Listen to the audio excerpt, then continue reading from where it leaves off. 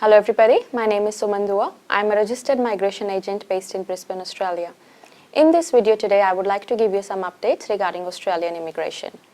So recently, the Acting Minister of Immigration, Alan Tudge, has released a media statement announcing the new Priority Migration Skilled Occupation List, also known as PMSOL. So this occupation list is for the employer-sponsored visa, subclass 457, 482 or 491 visa subclasses. So they have included key health workers and skilled migrants in this occupation list. So there are 17 occupations that have been released in relation to health, IT, engineering and construction. So this new PMSOL list aims to support Australia's economic recovery. So these sponsored skilled applicants in this occupation will be allowed to enter Australia as long as they fulfill the 14-day quarantine period. So this PMSOL list contains 17 occupations and we will put those occupations in the description. So under this media release, a further labour market testing requirements have been introduced. So this changes for all occupations on top of the current LMT requirements. So the employers will have to advertise the vacancies on Government's Job Active website on top of the current LMT requirements. So we will put this media release in the description below. Also note that this priority occupation list is not for the other skilled visas like 189, 190 or 491. But the fact that these occupations are on the PMSOL list for the employer-sponsored visas, it gives us an indication that these occupations will also be a priority for other skilled visas. Apart from this, some states have come forward and made some announcements.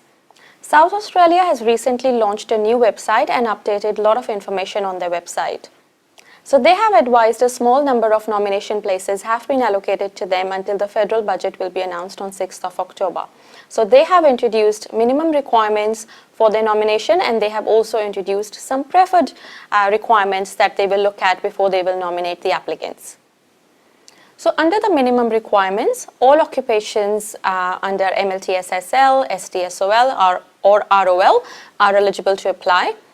And also the applicants who are living in South Australia for a minimum of 3 months and working in South Australia for a minimum of 3 months and working 40 hours a fortnight can apply. The Masters in Research or PhD graduates are exempt from the requirement of work experience in South Australia. So these are the minimum requirements and they have introduced that they do have some preferred requirements as well on top of the minimum requirements. So the first requirement is that applicants need to have proficient English, which is 7 each in IELTS or equivalent. And also the applicants who have a minimum of 90 points in their EOI, including the state points, will be preferred. And applicants who are currently working in South Australia for a minimum of 12 months will also be preferred. And the applicants who are working in the outer regional area of South Australia will also be preferred. Even though all occupations can apply because they don't have their own occupation list out yet, the applicants who are working in the critical sectors will be preferred by South Australia. They have also introduced a new program called the Talent and Innovators Program. So this program gives additional options to applicants who have got a high caliber. So they have introduced 3 streams under this program. The first one is employment stream. The second one is independent talent stream. And the third one is small business and startup stream. So they haven't put much information about these streams, but they will be giving us more information around October. So along with this, they have put a lot more information on their website and I do suggest that you look at their website for further information. We will put the link in the description. New South Wales has also recently updated their website and they will be inviting applicants for a 190 visa shortly. So they have mentioned that they will be inviting critical workers only working in the health, ICT or engineering areas. They will only be inviting applicants who are currently residing in New South Wales. So they have advised that there are no set invitation rounds, but if you do have a EOI in the system which is valid, then you don't need to submit a new EOI. Regarding 491, they will not be accepting any new applications at the moment because for the interim nomination allocations, they already have some applications in hand and these places will be filled out with the applications they already have.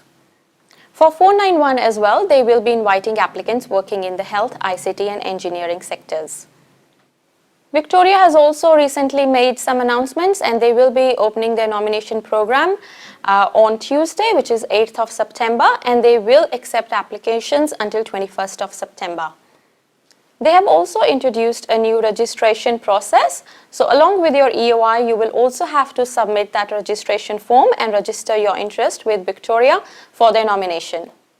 To be eligible to submit your registration of interest for Victoria's visa nomination, you must be currently living in Victoria and working in Victoria for the last 6 months, and also working in the health sector, and you must be working in a highly skilled occupation in health or medical research sector.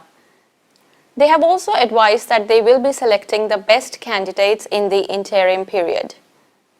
So far, we haven't heard anything from Queensland, Western Australia or Northern Territory at the time of recording this video, but BSMQ's website was down for a few hours this week for maintenance, so looks like they will be coming up with some news shortly.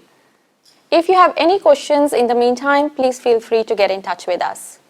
To stay updated about Australia's immigration, make sure that you subscribe to our channel.